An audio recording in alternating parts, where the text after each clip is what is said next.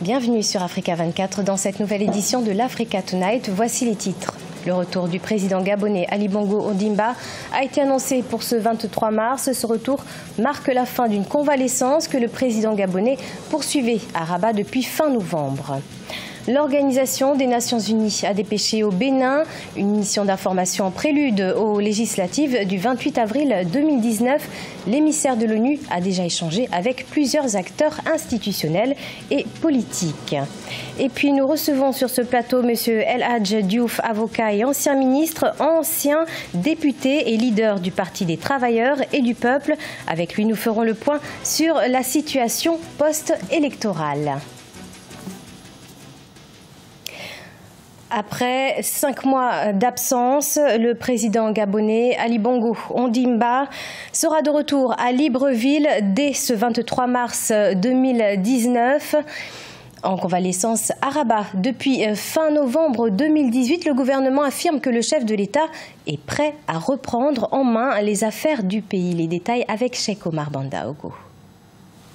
Après son accident vasculaire cérébral fin octobre 2018, le président gabonais Ali Bongo Ondimba, qui depuis fin novembre est en convalescence au Maroc, a effectué 2 retours express au pays. Le premier le 15 janvier pour la prestation de serment du nouvel exécutif, puis une seconde fois le 25 février pour présider un conseil des ministres. Cette fois, la présidence annonce son retour définitif à Libreville.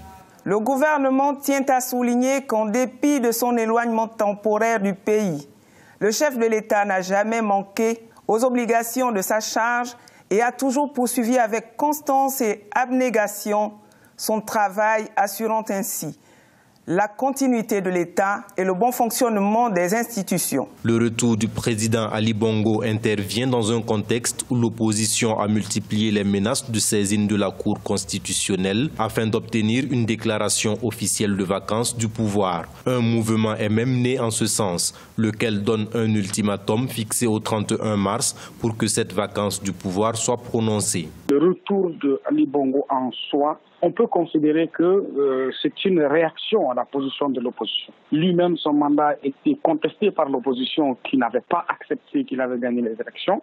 Donc aujourd'hui qu'il est fragilisé du point de vue de la santé et qu'il est absent depuis un certain moment, les positions de l'opposition, on peut les considérer comme étant des tentatives de saisir une opportunité pour le déstabiliser davantage et engager une alternative qui peut se solder par son départ définitif du pouvoir. Le retour annoncé pour ce 23 mars est définitif selon la présidence, mais elle précise que le chef de l'État sera amené à effectuer une série de voyages à l'étranger pour son suivi médical. Reste désormais à savoir si cette annonce suffira à calmer l'opposition. Vers un possible consensus à la tenue des législatives du 28 avril 2019 au Bénin, après le séjour d'une délégation de la Communauté économique des États de l'Afrique de l'Ouest, des émissaires de l'Organisation des Nations Unies se sont rendus à Cotonou. Une rencontre a été organisée avec les différents acteurs politiques pour décrisper le climat politique. On fait le point avec notre correspondant Lefty Ounou. Les Nations Unies s'intéressent à la situation politique au Bénin à la veille des législatives du 28 avril 2019. L'envoyé spécial du secrétaire général de l'ONU pour l'Afrique de l'Ouest et le Sahel, Mohamed Ibn Chambas, effectue une mission d'observation pour s'enquérir de l'évolution des démarches institutionnelles en vue d'élections inclusives et apaisées. Entre autres personnalités rencontrées, l'émissaire onusien a échangé mercredi 20 mars 2019 avec le président de l'Assemblée nationale, Maître Adrien Goumbedji.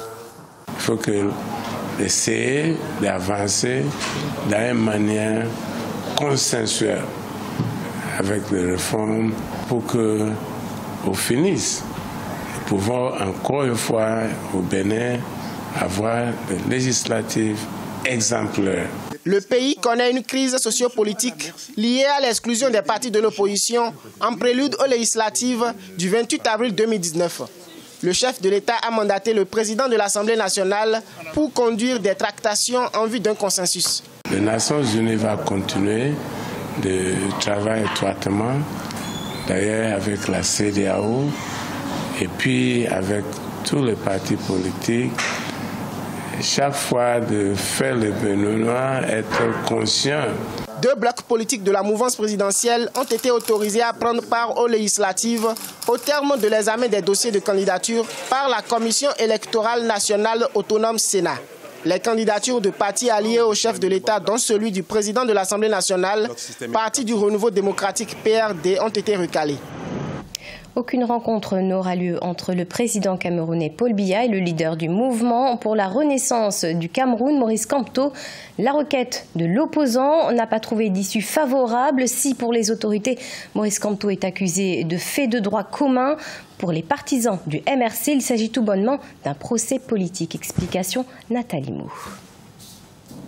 Mardi 19 mars 2019, le ministre camerounais de la communication, René Emmanuel Sadi, a opposé une fin de non-recevoir au dialogue avec le pouvoir proposé par l'opposant Maurice Kamto. Le porte-parole du gouvernement camerounais a jugé maladroite la démarche de l'homme politique.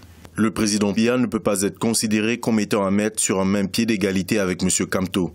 M. Kamto est un citoyen comme tout le monde. Je crois qu'il doit aujourd'hui cesser de se considérer comme un alter ego. Je tiens à préciser que M. Kamto et ses partisans sont devant la justice camerounaise pour des faits n'ayant aucun rapport avec leur engagement politique.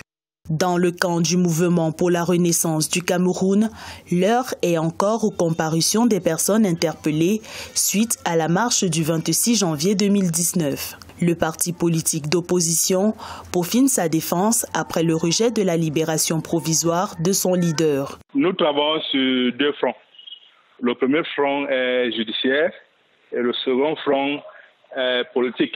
Sur le plan judiciaire, évidemment, nos avocats, le collège d'avocats a déjà fait appel de ces jugements du tribunal des grandes instances de Yaoundé qui a rejeté en bloc toute demande d'habeas corpus.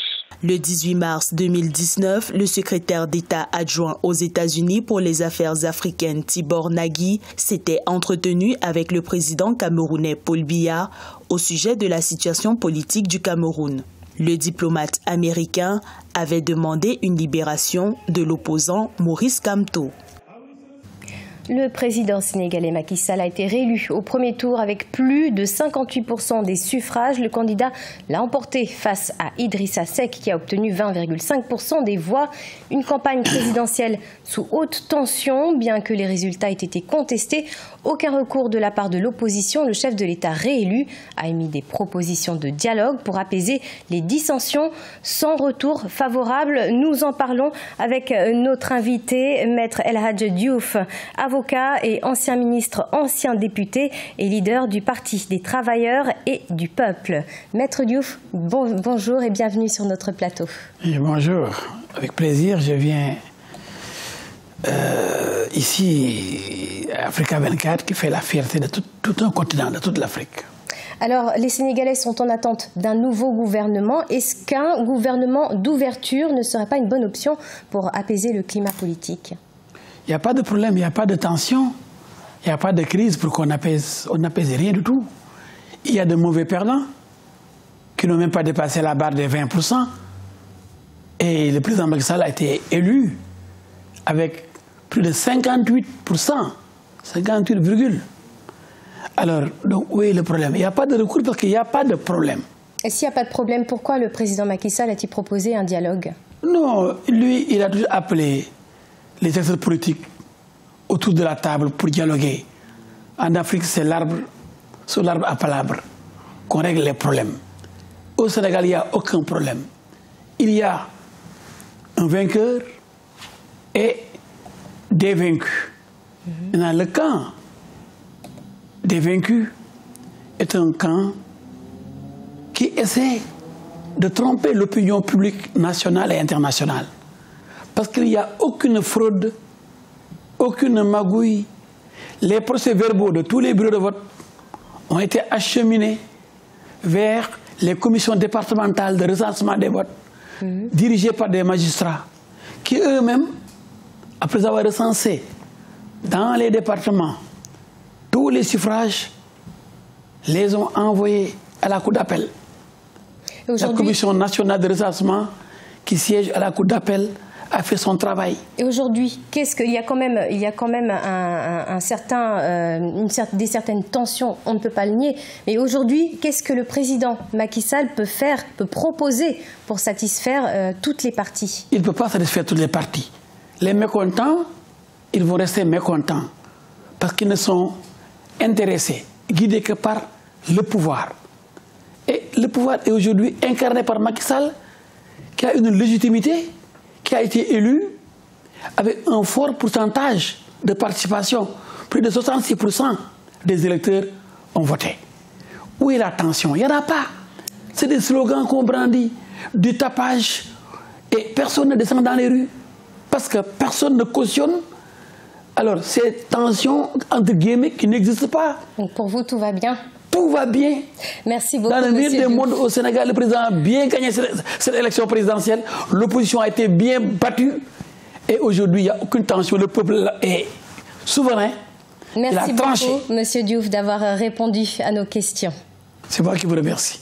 Au revoir. Au revoir. Ce journal a été préparé par l'ensemble de la rédaction. Merci de nous avoir suivis. Dans quelques instants, une nouvelle édition de l'actualité sur Africa 24.